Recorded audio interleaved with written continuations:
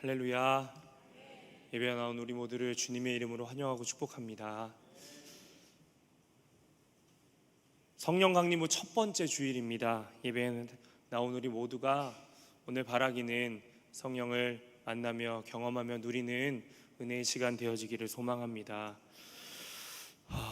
오늘은 사도행전 말씀을 함께 나눠서 성령이 오신 이유라는 제목으로 주의 말씀 함께 나눌 텐데, 여러분, 사도행전을 읽으면 성령의 임재를 우리가 보게 되어집니다. 그리고 성령의 임재를 목도하며 우리가 자칫 오해하게 되어지는 것이 있습니다. 무엇인가? 바로 성령의 임재는 특별한 성도에게 주시는 특별한 하나님의 은혜처럼 보인다라는 것입니다. 그런데 사실은 성령의 임재는 구원받은 모든 자에게 임하는 은혜인 줄 믿습니다. 할렐루야. 옆 사람과 인사할까요? 우리 구원받았습니다. 웃으시면서 하셔야 정말 구원받은 그 느낌. 한 번만 더 해볼까요? 우리 구원받았습니다. 아멘. 오늘 성령 강림 후 첫 번째 주일 예배를 통해서 우리 모두에게 그 성령님이 함께 하시는 줄 믿습니다. 그리고 이 자리에 또는 참석하지 못하는 안타까운 상황에 있는 성도님들의 삶 속에서, 나아가 특별히 미국 비전 TD에 참여하는 참가자들, 그리고 이를 준비하시는 담임 목사님을 비롯한 우리 모든 이들에게도 오늘 예배 속에 임하실 성령님의 은혜가 모두에게 동일하게 임하시기를 주님의 이름으로 간절히 축원합니다. 아멘. 1, 2부를 제가 지나왔습니다. 이제 3부 딱 하나 남았는데요, 뭔가 왜죠? 단추를 잘못 낀 이상한 느낌이 제가 드는데 그게 무엇일까 하는데 아직 못 찾았습니다. 제 마음이 뭔가 조금 아주 떨리는 것 같습니다. 여러분, 잘못 끼진 않은 것 같으니 계속해서 저를 위해 기도해 주시기를 부탁드리겠습니다. 오늘 우리가 성령에 대한 이야기를 나누려고 합니다. 앞서 말씀드린 것처럼 성령의 임재는 구원받은 모든 이에게 찾아옵니다. 모든 이에게 찾아오는데 어떤 이에게라고요? 구원받은 모든 이에게 찾아옵니다. 오늘 본문 말씀이 바로 모든 사람에게 나타나신 성령 임재의 사건입니다. 우리가 그 뒷부분을 읽었는데 우리 앞부분, 우리가 잘 알고 있는 바로 오순절 성령 강림 사건의 내용을 오늘 다루고 있습니다. 오순절 성령 강림 사건을 통해 우리는 성령이 구원받은 모든 자에게 임하시는 것임을 확인할 수 있습니다. 4절에 말합니다. 그들이 다 성령의 충만함을 받았고 라고 합니다. 이 말인즉 성령이 모두에게 임하신 것 같다가 아니라 명확하게 다락방에 모였던 120명의 초대교인들 모두 그날 성령의 충만함을 받은 것입니다. 이를 통해 우리가 알게 될 수 있는 성령 하나님이 계시는데, 이분이 어떤 분이신가? 예수 그리스도를 구주로 영접하는 모든 사람과 모든 삶 속에 함께 하시는 분, 그분이 바로 성령님이시다라는 겁니다. 우리가 오해해서는 안 되는 부분이 이 지점에 있습니다. 성령님은 성령을 사모하며 바라며 예수 그리스도를 구주로 믿는 자에게 동일하게 임하시는 하나님이십니다. 성령께서 모든 이들에게 함께 하십니다. 그런데 성령님께서는 함께 우리와 임하시는 이유가, 목적이, 그리고 당신의 방법이 있다라는 사실을 우리 기억해야 됩니다. 성령의 임재하심은 두루뭉술하게 이게 맞나 아닌가 알다가도 모르게 임하는 것이 아닙니다. 성령의 임재는 우리의 삶에 찾아오는 실제입니다. 현실입니다. 나아가 성령님을 그래서 우리가 만나게 된다면, 아니 우리가 이미 만났는데 만난 사람이라면 우리는 달라져야 되는 것이 있습니다. 무엇인가? 바로 하나님의 목적을 나의 목적으로 삼아 살아가는 사람이 되어야 되는 것입니다.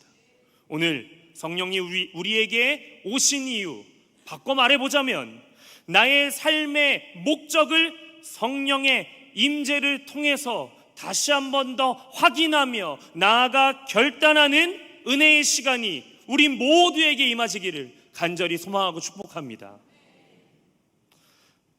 오늘 말씀에 나오는 성령 임재의 사건은 오순절에 있었습니다. 지난 목요전신 기도회에서 양성구 목사님께서 설교를 통해 오순절이 무엇인지 잘 나눠주셨습니다. 다른 설명이 필요 없습니다. 오순절, 유월절 후 50일째 되는 날입니다. 그런데 양 목사님께서 하나 안 해주셨어요. 뭐냐면요, 원어로 오순절은 펜타코스테라고 합니다. 요건 제가 설명드린 겁니다. 오순절 성령 강림 사건이 있었기 때문에 성령 체험, 성령 은사를 강조하는 사역들을 우리는 펜타코스틱 무브먼트, 우리말로는 오순절 운동이라고 말합니다. 오순절 마가의 다락방에 성령이 처음 사람들에게 직접적으로 임하셨습니다. 초대교인들에게 그 증거가 나타났는데 그것이 오늘 말씀에 나옵니다. 바로 저들이 다른 언어로 이야기했다라는 것입니다. 다른 언어, 한마디로 방언입니다. 방언이라는 것, 그래서 이것은 성령 임재의 증거입니다. 여러분 아마 생각하실 겁니다. 나는 방언을 아직 못 받았는데. 괜찮습니다. 성령의 임재가 그날 방언으로 나타났지만 꼭 방언으로만 나타나는 것은 아닙니다. 성령의 임재는 다양한 형태로 나타납니다. 왜냐? 초대교인들에게 오셨던 것처럼 불로도 임하시고 방언으로도 나타나며 예수님께서 요한에게 세례받을 때 비둘기처럼 임하기도 하는데, 이는 성령이 그 사람에게 맞게, 그 사람이 성령을 알 수 있고 믿음으로 고백할 수 있게 하나님과 나와의 주관적이며 개인적인 체험으로 임하시는 것이기 때문입니다. 그래서 성령의 임재는 실제이며 동시에 각 사람마다 경험이 다르기에 우리가 다른 이들에게 설명해 주기가 어려울 뿐입니다. 하지만 이는 명백한 우리의 삶에 나타나는 실제이며 현실입니다.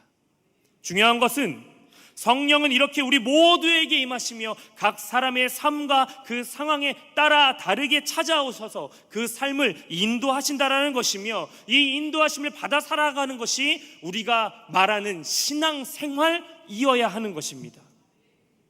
이렇게 우리 각 사람에게 임하시는 성령님, 그런데 우리가 이 성령님을 진정 사모하며 만나기 원하며 이 실제를, 이 증거를, 방언과 같은 이 증거를 경험하기 원한다면은요, 우리는 막연히 성령님 오시옵소서 해서는 안 될 일입니다. 우리는 성령을 원한다면 성령의 마음과 합하여야 합니다. 성령의 마음 무엇인가? 성령께서는 우리와 함께 하시며 당신의 일들을 우리의 삶을 통하여 이루기를 바라신다라는 것입니다. 이것이 바로 성령이, 우리가 그토록 바라는 성령이 우리에게 오신 이유입니다. 여러분 성령 받으신 줄 믿습니다. 우리는 받았기에 이 자리에 함께 모여 예배하는 예배자가 된 줄도 믿습니다. 그렇다면 한 가지 묻고 싶습니다. 여러분은 어떠한 삶을 성령과 함께 동행하며 살아가고 계십니까? 한국교회 부흥의 시기를 80년대, 90년대라고 말합니다. 한국교회에 이 당시 오순절 이 운동이 아주 큰 영향을 끼쳤습니다. 많은 사람들이 성령 체험을 통해 교회로 들어오게 되었습니다. 여러분들에게 이때가 어느 시절인지 모르겠지만 저에게는 이때가 유년 시절이었습니다. 이때 기억이 있는데, 교회적으로는, 하나님의 역사로는 이 성령 운동이 무궁무진하게 일어나는 때였지만 이 당시 학생들에게는요 고난이 하나 찾아오고 있었습니다. 뭐냐면 성령이 뜨겁게 성령의 역사가 일어나며 세계가 글로벌화되고 있다 보니까요 학생들이 반드시 하나를 배워야 했습니다. 바로 영어입니다. 저도 영어 교육을 당했습니다. 여러분 대부분 당하셨고 당하시다가 배우게 되셨고 그러다가 삶이 되셨잖아요. 아마 아실 겁니다. 눈높이, 빨간 펜, 윤선생 영어교실, 이 중에 하나라도 하신 분 있으시죠? 전 다 했습니다. 정말 영어 교육을 열심히 당했고 저희 어머니는 저로 인해 고난당하셨습니다. 그렇게 막 영어가 강조될 때입니다. 그런데 어느 날 갑자기 담임 목사님께서, 제가 다니던 교회 담임 목사님께서 저에게 쓱 오시더니요 이러시는 거예요. 정서봐, 영어 잘하는 방법 알려줄까? 뭐지? 그러겠는데 이상해요. 목사님이 좀 큰 소리로 얘기를 하세요. 저에게 속삭이시는 게 아니더라고요. 그랬더니 주변에 있던 저 또래 자녀를 가지신 모든 집사님 권사님들이 쓱 모이셨습니다. 목사님이 말씀하셨습니다. 정서봐, 기도하다가 방언을 영어로 받으면 영어 공부 안 해도 시험 100점 맞는다. 이 이야기를 들은 제 반응이 지금 여러분과 같았습니다. 이 뭐야? 진짜야? 내가 다니는 교회, 우리 감리교회 맞는데? 이거 뭐지? 이런 마음이 들었습니다. 근데 주변에 있던 궁금해하면서 오셨던 어머니들께서 그 얘기를 듣더니 막 웃으시더라고요. 근데 저는 막 당황스럽고 황당하고 어찌할 줄을 몰라 하고 있는데 이 혼란한 틈을 타서 저희 어머니께서 말씀하십니다. 정서봐, 방언도 받고 영어도 100점 맞고 기도하면 된다니까 새벽 나가자. 틈새를 비집고 저희 어머니께서 저에게 찾아오셨습니다. 그리고 그 얘기를 듣는 모든 이들이 저를 보면서 막 깔깔대며 웃으셨던 기억이 저에게 있습니다. 제가 다니던 교회 저희 담임 목사님께서 이렇게 말씀하시는 의도는 신앙생활의 중요성을 알게 하기 위해서, 하나님이 모든 것에 근원 되시는 분이심을 저에게 알려주기 위해서, 저라기보다는 그 자리에 모여있는 분들에게 저를 통해 알려주시기 위해서 농담을 섞어서 하셨던 이야기겠지요. 여러분, 그 당시에는 이런 농담이 가능할 만큼 성령 체험을 간절하게 소망하며 이를 통용하는 시대였습니다. 그리고 그 시대가 있었기에 지금의 한국교회가, 지금 우리 효성중앙교회도 이렇게 하나님 안에서 건강하게 세워진 줄 믿습니다. 그리고 이제 우리가 그 역할을 감당해내야 하는 때입니다. 목사님의 이야기에서도 알 수 있고 오늘 본문을 통해서도 알 수 있는 방언에 대한 한 가지 사실이 있습니다. 무엇인가? 방언은 우리가 생각하는 신비롭고 비밀스러운 천사의 언어가 아니라 다른 민족의 언어로 처음 경험되어졌다라는 것입니다. 지금도 그래서 다른 언어로만 방언을 받는다라는 것은 아닙니다. 오늘 본문 5절 7절에 이렇게 말합니다. 그때에 경건한 유대인들이 천하 각국으로부터 와서 예루살렘에 머물러 있더니 이 소리가 나매 큰 무리가 모여 각각 자기의 방언으로 제자들이 말하는 것을 듣고 소동하여 다 놀라 신기하게 여겨 이르되, 보라, 이 말하는 사람이 다 갈릴리 사람이 아니냐. 6월절 성령 강림 사건을 통해 초대교인들이 성령을 받아 각기 다른 언어로 기도하게 되었습니다. 그리고 이를 목격한 사람들이 신기하게 여깁니다. 이들이 신기했던 이유는 그들이 천사의 말을 했기 때문이 아니라 그 기도 속에 자신들의 언어를 들었기 때문이었습니다. 여러분, 근데 좀 이상하지 않습니까? 이 자리에 모여있는 사람들 누구였죠? 유대인들이었습니다. 근데 이들이 각기 다른 언어로 말했답니다. 언어가 달랐답니다. 왜일까요? 구약을 통해 알고 있는 것처럼 이스라엘 백성들은 남북으로 나눠졌습니다. 그리고 나라가 망하다가 마지막에 가서는 남유다가 바벨론에 망하며 저들이 포로로 끌려가 다 흩어지게 되었습니다. 그리고 흩어진 그 자리에서 그들은 살았습니다. 결혼을 하고 아이를 낳고 낳은 아이들은 그곳에서 언어를 배우게 되었습니다. 그러면서 그 나라, 살아가고 있는 그 지역의 언어가 자신들의 언어가 되어진 것입니다. 그래서 언어가 다 나눠져서 이스라엘 백성들은 어떤 힘도 갖지 못한 채, 어떠한 생각도 함께 공유하지 못한 채 흩어져 살아가는, 우리가 알고 있는 단어로 디아스포라 유대인의 삶을 살아가게 된 것입니다. 이런 유대인들이 오순절이 되어서 예루살렘으로 을에 모였습니다. 그리고 을에 예배하려 하였습니다. 그런데 그렇게 모였다가 초대교인들이 모여서 기도하는 중에 성령이 임재하시는 놀라운 사건을 목격하게 된 것입니다. 이들의 삶 속에서는 이때까지 그렇게 흩어져 살며 그 하나님이 조각나서 사라져가고 있었는데 저들의 마음속에 갑자기 유월절 이 예루살렘 마가의 다락방에서 성령이 임하시는 놀라운 사건을 목격하게 된 겁니다. 그런데 문제가 있습니다. 성령의 임재를 목도하게 되었는데 이 임재가 언어로 찾아왔습니다. 예루살렘에서 들을 수 없는 자신들의 모국어를 듣게 되었습니다. 모여서 각기 다른 언어로 이야기하는 갈릴리 출신 유대인들을 보며 놀라워했습니다. 그런데 이들이 놀라워하는 것은 이들이 갈릴리 사람이었기 때문이었습니다.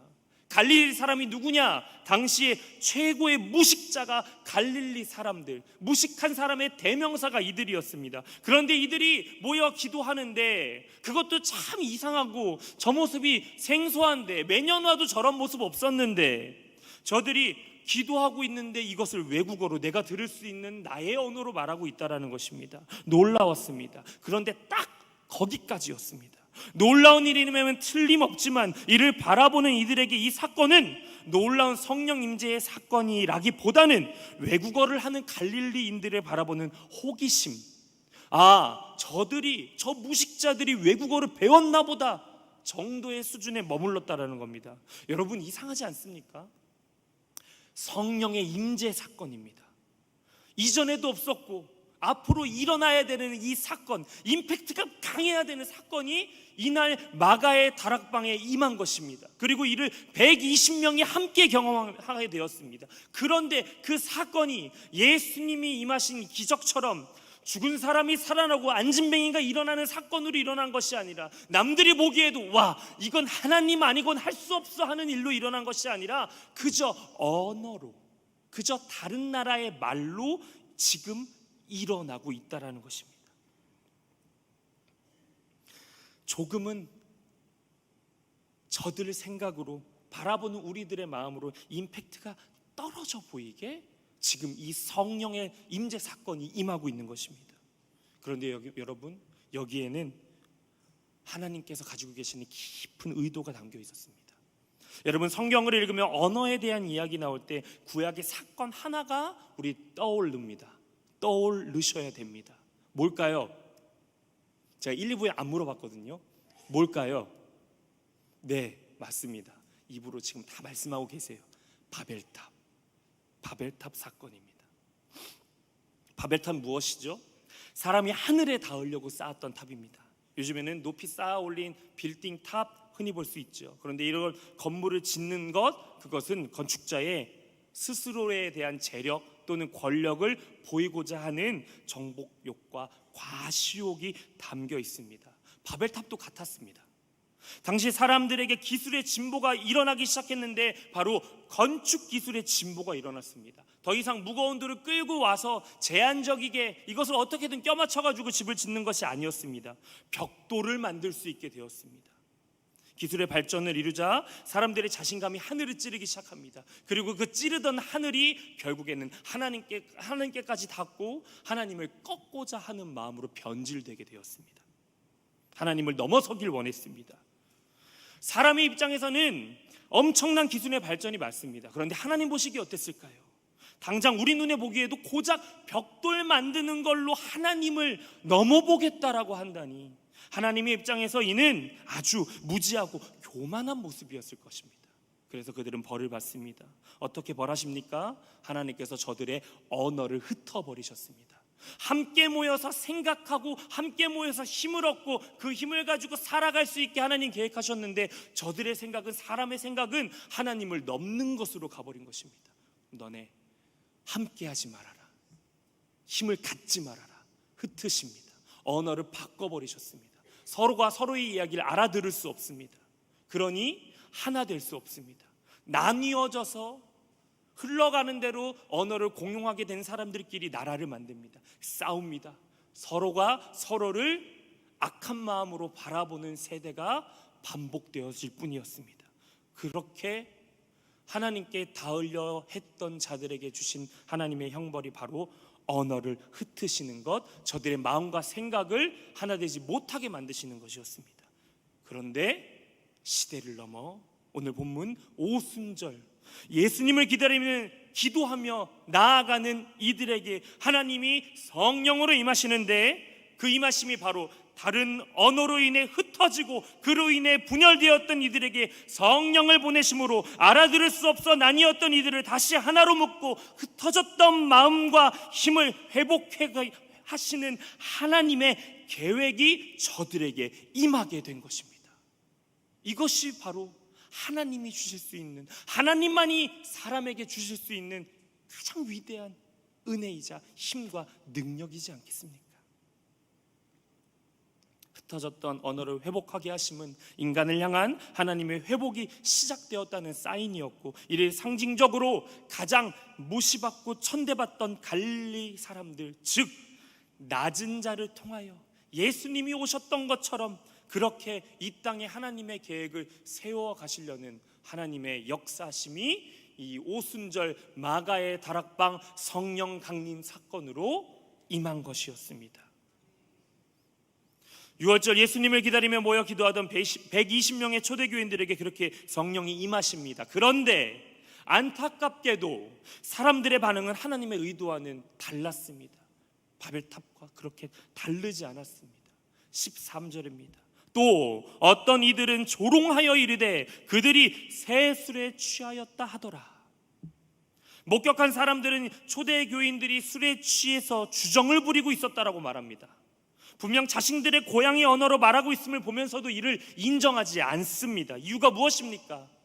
저들에게 있어선 갈릴리 사람, 저들에게 하나님이 임하셔서 나에게 찾아온다라는 것을 인정할 수가 없는 일이었던 것입니다. 세상의 방법과 기준으로 성령의 임재를 판단하고 결정하려 한 것입니다. 그들이 성령의 임재를 인정할 수 없었던 두 번째 이유, 무식한 갈릴리 사람들이 외국어를 말할 리 없다라는 스스로의 기준과 생각 때문이었습니다. 여러분, 저들의 눈에는 하나님의 임재를 인정하지 못하는 한 가지 이유가 있었는데 그것은 바로 죄입니다. 저들의 마음에 눈에 죄가 그들의 모든 것을 가려버렸던 것입니다. 방언을 하는 초대교인을 보면서 저들이 새술에 취하였다. 여러분, 우리말로 모 눈엔 뭐만 보인다라고 말합니다. 성령의 임재를 바라보며 술에 취했다라고 말하는 이들의 삶은 무엇으로 가득했을까요? 술로 가득하며 세상의 것으로 가득하며 죄로 가득하여 하나님을 바라보면서도 하나님이 찾아오셨음에도 이를 바라보지 못하는, 자신의 기준을 가지고 하나님을 재단하며 그 이상으로는 넘어가지 않으려는 모습을 저들은 보일 수밖에 없었던 죄인이었던 것입니다. 반면 이들과 달리 이와 같은 일들이 벌어지고 있을 때 베드로의 반응을 우리는 볼 수 있습니다. 베드로의 삶은 그리고 어떻게 이루어져 왔는지도 볼 수 있습니다. 성령의 놀라운 역사를 경험하는 순간 곡해하는 이들 앞서 베드로는 어떻게 할까 고민합니다. 그리고 그는 맞서지 않기로 선택합니다. 언쟁을 벌이고 증명을 하기 위해 노력할 수도 있었겠지만 베드로가 선택한 것은 다름 아닌 하나님의 말씀입니다. 오늘 읽을 말씀이 바로 그것인데, 요엘 2장의 말씀, 요엘 선지자가 예언하였던 성령의 강림하심이 지금 이 자리에 일어난 것이다, 너희가 생각하는 술 취한 것이 아니다 라고 그는 변론합니다. 분쟁과 다툼의 요지가 많은 상황 속 베드로는 예언, 즉 하나님의 말씀을 떠올리며 말씀을 통해 분쟁이 아닌 믿음의 고백을 낳았고, 성령 강림이라는 사건 속에서 하나님의 의도를 찾았고, 그리고 이것을 고백하였고 전하는 것에 몰두하였습니다. 자신의 생각에 사로잡히지 않기로 스스로 결정한 것입니다. 이것이 바로 성령의 임재 앞에 베드로의 반응, 그리고 오늘 이 말씀을 듣고 있는 우리들의 그리스도인의 반응이어야 하는 줄 믿습니다. 하나님께서 성령을 보내신 목적, 하나님의 임재 앞에서 자신으로 하나님을 가리고 목적을 바라보지 못하는 것 아니라 하나님의 목적을 내 삶의 목적 삼는 삶을 살아내어지는 것, 그것이 바로 베드로를 통해, 그리고 이 성령 강림을 사건을 통해 우리에게 주시는 하나님의 마음 메시지입니다. 오늘 말씀 중 방언을 다른 언어라고 표현합니다. 근데 이 언어라는 단어의 원어는요, 헬라어로 글로사라는 단어입니다. 한 가지 뜻을 더 갖는데 혀라는 단어입니다. 우리 다 가지고 있는 혀입니다. 모국어라는 영어 단어가 mother tongue이라고 하죠. 이 tongue 또한 글로사라는 단어를 어원으로 갖습니다. 이 글로사라는 단어가 우리가 읽지 않았지만 앞선 3절에 한 번 더 나오는데요, 제자들에게 성령이 임할 때 이렇게 말합니다. 불의 혀처럼 갈라지는 것들이 그들에게 보여 각 사람 위에 하나씩 임하였다. 여기서 불의 혀가 바로 글로사입니다. 그러니까 바꿔 말하자면요, 불의 혀는 불의 언어겠지요. 근데 이 불의 언어를 받아서 사람들이 방언을 하였습니다. 즉 하나님이 함께 하신 겁니다. 그렇다면 이 불은 무엇입니까? 하나님이시겠지요. 저들이 받은 것은 바로 하나님의 언어를 받았다라는 것입니다. 하나님의 언어를 그들이 받고 말하며 깨닫고 전할 수 있는 역사가 이 순간 저들에게 찾아오게 되어졌다라는 것입니다. 이것이 바로 성령이 임재하신, 그리고 성령의 임재를 통해 우리가 얻는 유익입니다. 단순히 영어로 방언 말해가지고 100점 맞는 것, 하나님 잘 믿어가지고 내 삶의 재정적인 형통함이 풀리는 것 중요합니다. 하지만 하나님의 목적은 그것이 아니라는 것입니다. 하나님의 목적은 하나님의 언어를 우리가 읽고 하나님의 언어를 삶으로 살아내며 전하는 것, 그것이 바로 하나님께서 우리에게 성령을 보내신 이유인 것입니다.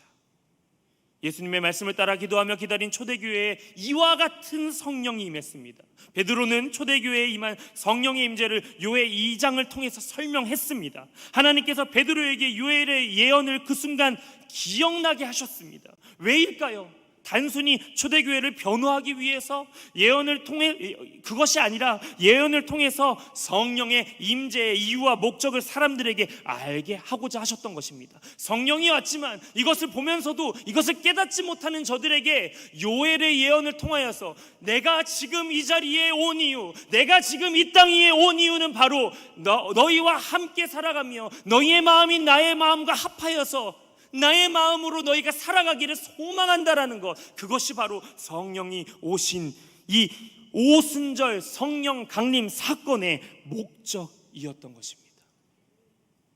그렇게 성령 강림을 경험한 초대교회는 어떻게 되었겠습니까?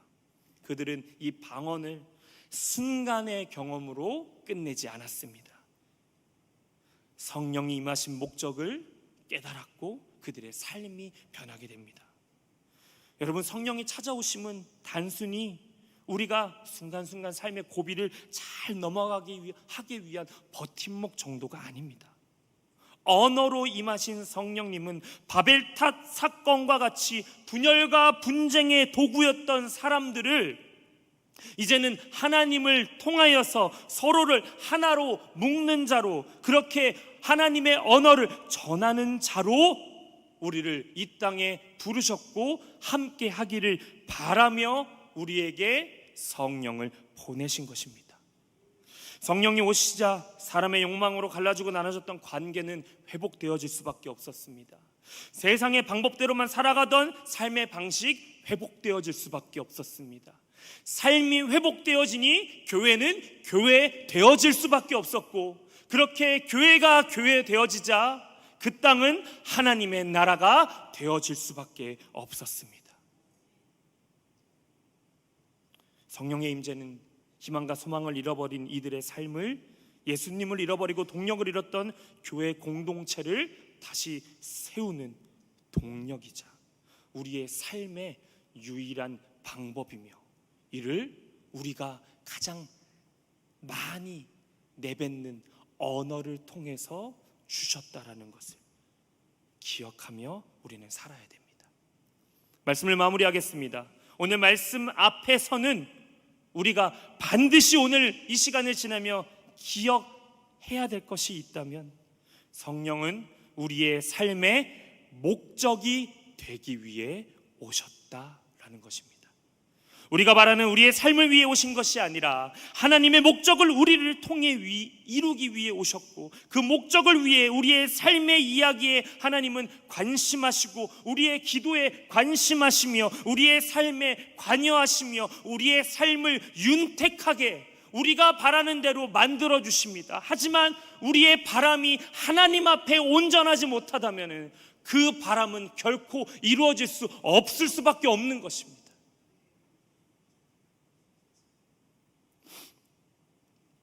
이 자리에 함께하는 우리 모두가 이 성령을 사모하며 이유와 성령이 오신 이유와 목적에 공감하며 이를 나의 소망함으로 담기 원한다면 우리 바라기는 삶으로 성령을 사모하는 모습을 살아내는 주의 백성 되어지기를 간절히 소망하고 축복합니다.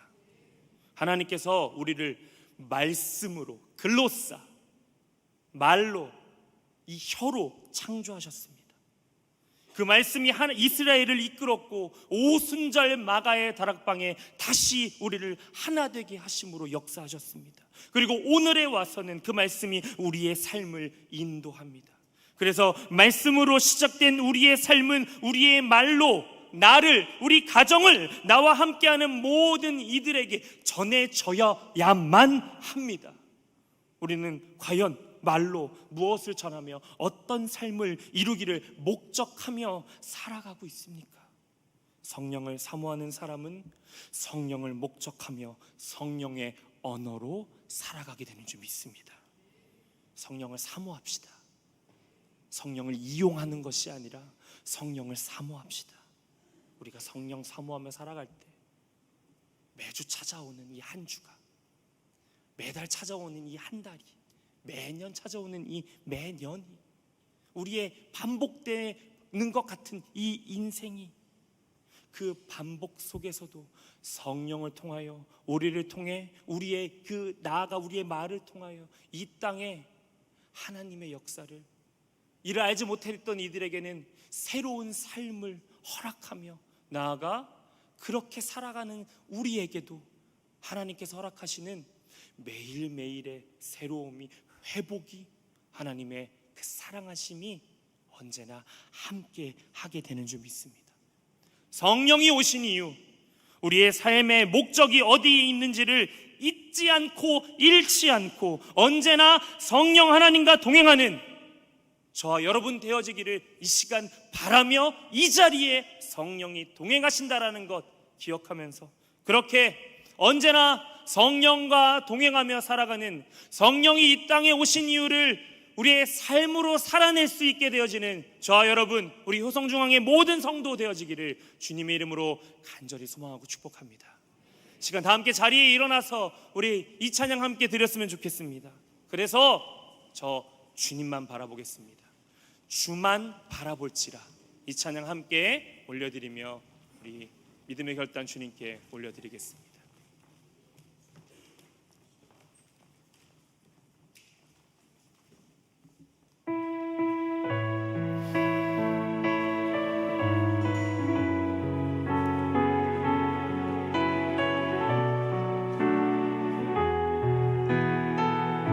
하나님의 사랑을 사모하는 자, 하나님의 사랑을 사모하는 자, 하나님의 평안을 바라보는 자, 너의 모든 것 창조하신 우리 주님이 너를 얼마나 사랑하시는지 하나님께 찬양과 경배하는 자, 하나님의 선하심을 닮아가는 자, 하나님의 선하심을 닮아가는 자, 너의 모든 것 창조하신 우리 주님이 너를 자녀 삼으셨네. 하나님 사랑의 눈으로, 하나님 사랑의 눈으로 너를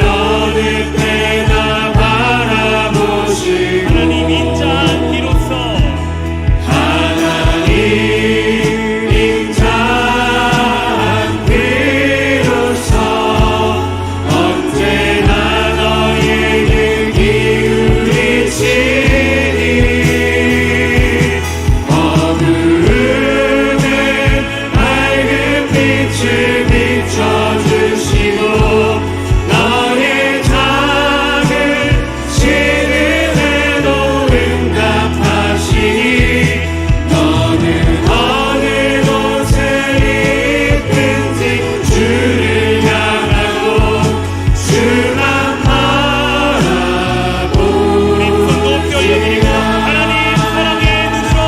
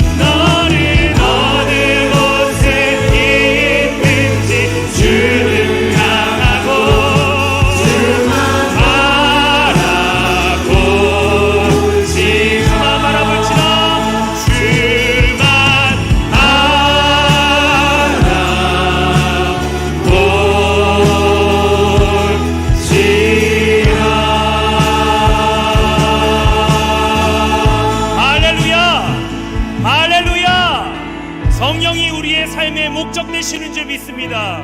여러분 그렇게 주와 함께 동행하는 백성 되기를 소망하신다면 주님 내 마음, 내 삶, 나의 언어 다 주님으로 함께하기를 소망하오니 주여 이 시간 결단하며 나아가는 우리의 삶 속에 언제나 동행하여 주시옵소서. 우리의 삶의 주인 되어 주시옵소서. 우리 주여 한번 크게 부르시고 함께 기도합니다. 주여 성령 하나님 우리의 삶 주님의 것입니다. 우리의 삶의 목적 주님께 있습니다. 아버지 우리는 과연 무엇을 아버지 우리의 삶의 목적 삼아 살아갑니까? 아버지 이제 마음을 돌이켜 뜻을 돌이켜 우리의 생각과 우리의 입술을 돌이켜 주님을 향하며 주님을 바라보며 그렇게 우리를 바라보시는 주님과 동행하며 살아가는 주의 백성 되어지기를 소망하며 결단하며 나아가오니 그렇게 주의 말씀 듣고 믿음으로 살아가기를 결단하며 나아가는 주의 자녀들의 머리 위에 주님 함께 하시고 역사하여 주시옵소서. 우리의 삶은 주님의 것입니다. 우리의 삶의 목적이 주님 안에 있습니다. 무엇을 어떻게 살아갈까, 어떻게 먹을까 우리의 고민으로 살아가는 것 아니라 주의 생각을 고민하며 궁금해하며 그렇게 주님의 목적을 찾아 감사로 기쁨으로 주님 허락하시는 평강으로 살아갈 수 있는 주의 백성 되어지기를 이 시간 축복하며 나아가오니 주님 말씀 따라 살기를 결단하며 나아가는 주의 자녀들의 머리 위에 임하여 주시옵소서. 지금은 우리의 선한 목자 예수 그리스도의 은혜와 하나님 아버지의 끝없는 사랑하심과 언제나 우리를 승리의 길로 인도하시는 성령님의 역사하심이 사랑하는 효성중앙의 모든 성도와 그들의 가정과 생업 위에 지금부터 영원토록 함께하여 주시기를 간절히 축원하옵나이다. 아멘.